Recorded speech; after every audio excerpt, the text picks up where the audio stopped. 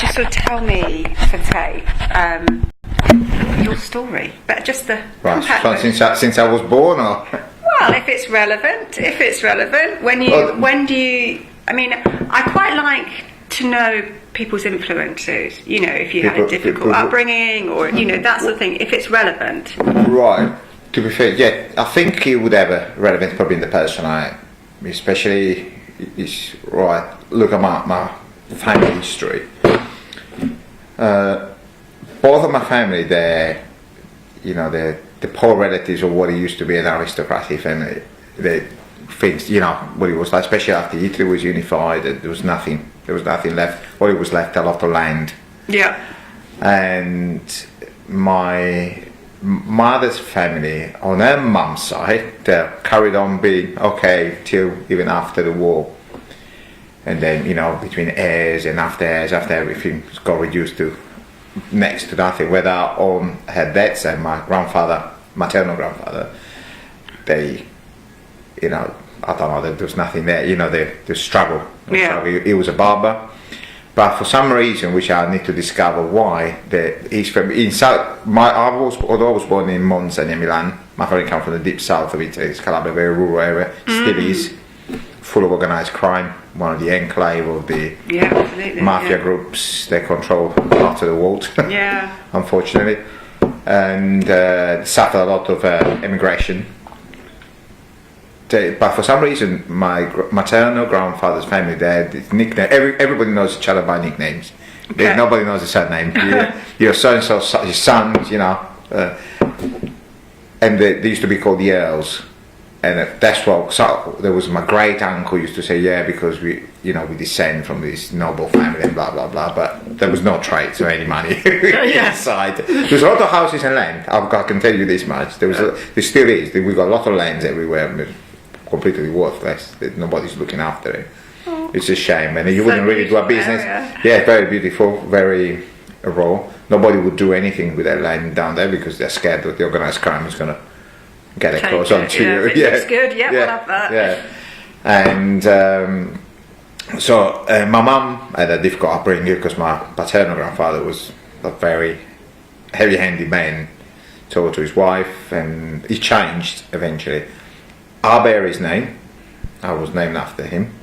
Though he changed a lot after my mother got, when she was about 17, 18, kind of relaxed a bit. But it wasn't, for what I know, it was a nice man up to then. With me, I think it was the only person who used to get on. I remember my grandmother used to say, I don't know what you do to him, but you get on really well with him. So you stay with him. But I was only little because he died very young. He died at 57. Oh, gosh. Yeah, he had this brain tumour which destroyed him. Oh. Completely destroyed him. He contracted when he was 50. And I see him go. I used to spend a lot of time with him, especially in the summer, because we get this huge break in the summer between about 3.5 months summer break.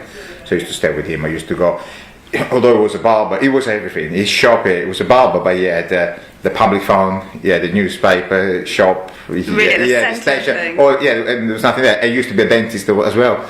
In the olden days, it was string, pull your tooth out. That's what barbers used to do in South Africa. I discovered later. They do like a hot towel shave and and then tooth out. I know that was amazing. An amazing story about it. But he still had, obviously, he used to look after the land. They still had. So that area where they come from is famous for hazelnut orchards. Oh, so I used to spend all the time. I used to go out with him in the morning on his the motorbike. So I used to go with him in the motorbike.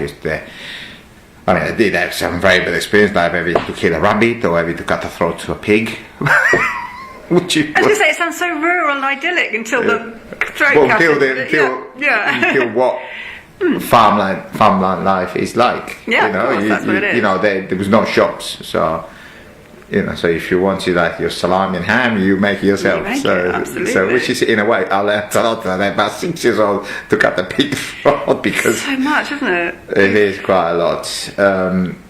As I said to you, obviously I don't know if this is going to go in the book, but I think it did affect my life. But once we were in the middle of a mountain together, and we did see a scene that was normally at 6 years old should see that somebody was killed, because we used to go to this river I always saw this. I was playing because he used to go around and sort out all these orchards. I used to, through the land, there was this river coming through, and I used to collect all.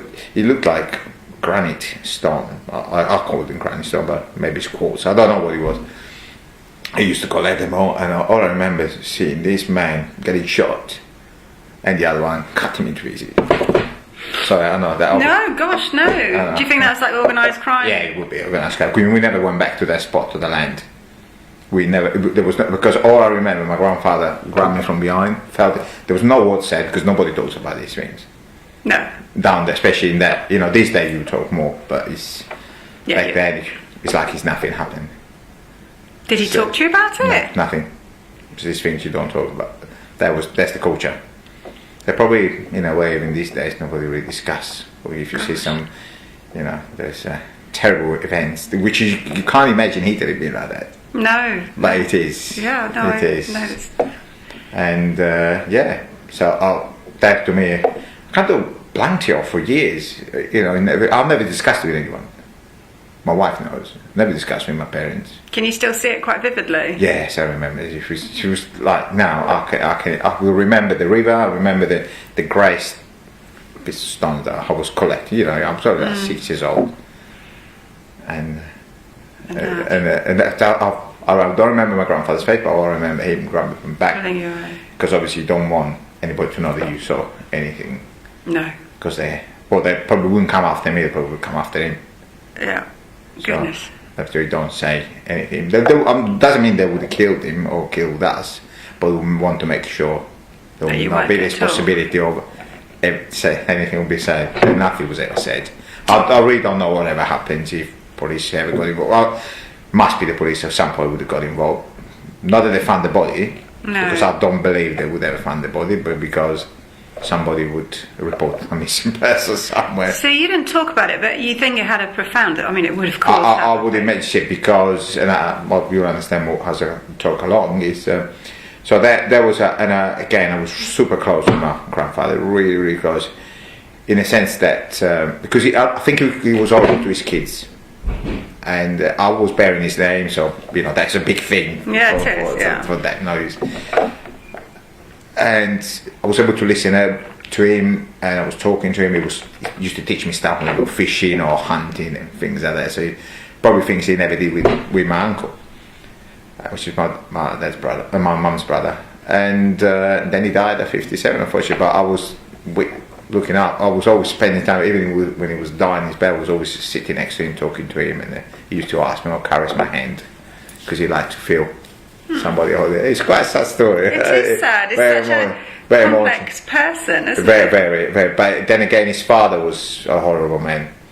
It was that horrible. His father lived much. He was a very healthy man. He lived much longer than his son. He didn't attend the funeral.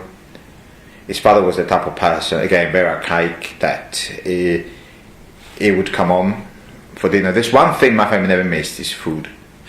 It's quite amazing. No matter how poor they were, they always had plenty of food on the table. So what he used to come home and used to eat alone. My great grandmother used to prepare all big table. Used to eat. Everybody was locked up in a room, and then whatever he left, they was able to eat. So to the extent, if you had a slice of watermelon, he would eat the red part. He would eat the skin to the kids and the wife. That's my grandfather upbringing. Obviously, they would have and being uncultured as well doesn't help, because although they were illiterate, they could read and write, but they weren't, Yeah. So, but I believe that had a big impact on my personality, in the sense that I was quite reserved and closed for a very long time, very, very long time.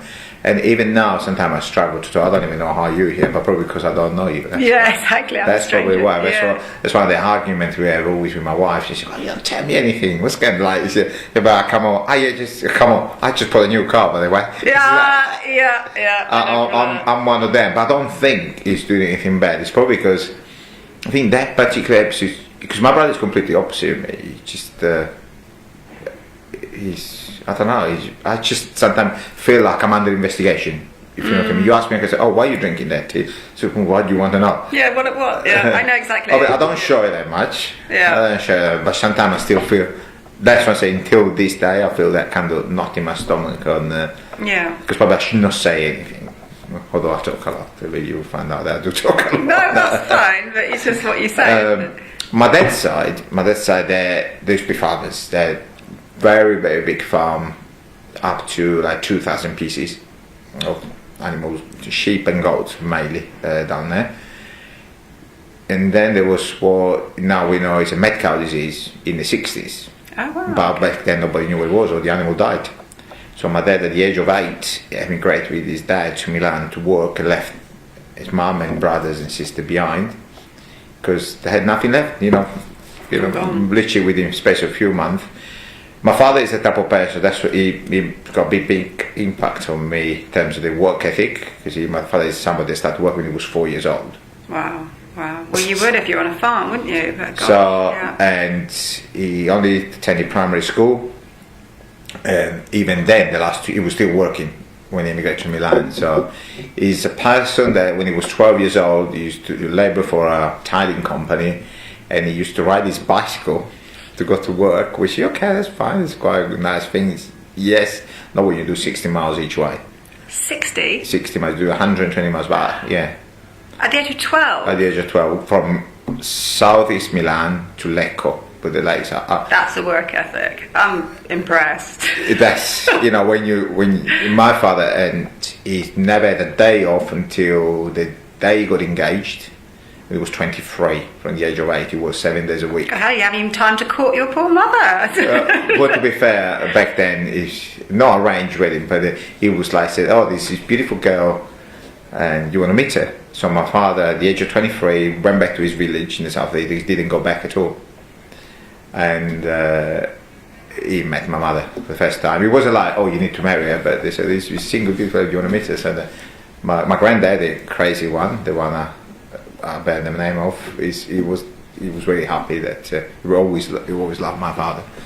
And I think since then it calmed down, because my mum, she was only 17 when they got engaged. Oh, that's young, yeah. And my dad was 23. So, and then she got married a year later. They got married a year later, and then she moved to Milan with him, barely knowing, but was still together, believe happily.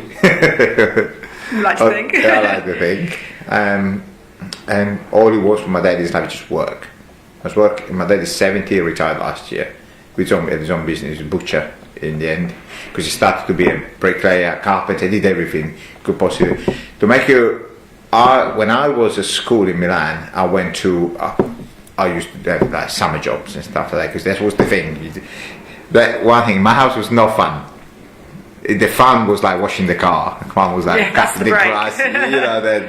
So in the summer, we had 3 months. When we got older, I said, "No, you've got to find a job for the summer." Blah blah blah. We didn't need it financially because my dad did really well through the years. But he worked hard. Yeah, but my dad, it was mortgage free by the age of 30. Wow. With 2 houses, he did really well. When I worked, and then I went to work on building sites. So I was labouring, summer jobs. I don't think you can do these things anymore because now. There's health and safety rules. Yeah, blah, blah, blah. So I used to work there. Then I met somebody. I said, "Oh, my father used to be a builder," and blah blah blah. I said, "Oh, really? What's his name?" He said, "Salvatore Meliti." And then, he said, "Oh, I was like, no, I know why you don't talk much when you work. So because your dad is an animal. I've never seen anybody work here like him." He always made this example to me. He said, "You look at this. Your mother used to work in pair with another guy, and they used to do rendering, internal like skimming and rendering in flats. Now normally do a room a day, they used to do a flat a day." So that's amazing. Yeah. When my dad's brother used to earn a lot of money back then, he was in pounds would be like £300 a month. My dad used to earn like £1,200 a month. That's how much he was working. But anyway, I think that had a big impact the way because I've always worked. That's what I've always done. Obviously, sometimes in a more enjoyable way, sometimes in a less enjoyable way. But it's not about doing the bare minimum. It's just definitely it's never. But I'll actually go to the extreme, which is sometimes my wife is not very happy about it because you're never at home. Yeah, well, that's what you enjoy though as well. Yeah, I do enjoy. That's the thing, I actually do enjoy. I think I've got a different approach than my dad, because I actually in German, my dad was literally like, keep your mouth shut and just work, keep your mouth shut and just work. But nevertheless, I picked up that from him. So, which is,